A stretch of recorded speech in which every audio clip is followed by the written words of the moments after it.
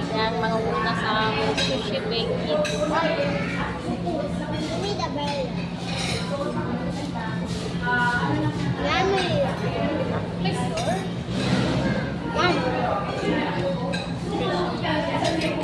Okay, bigyan mo si Ibo. Kuya, bigyan mo si Ibo.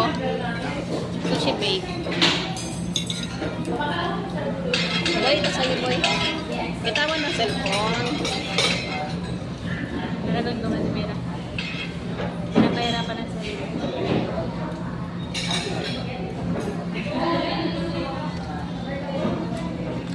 Kain na na. Si Ibo, happy. Pinakakain na si Bo. Gutom na talaga. Kaya na pa siyang pinipili.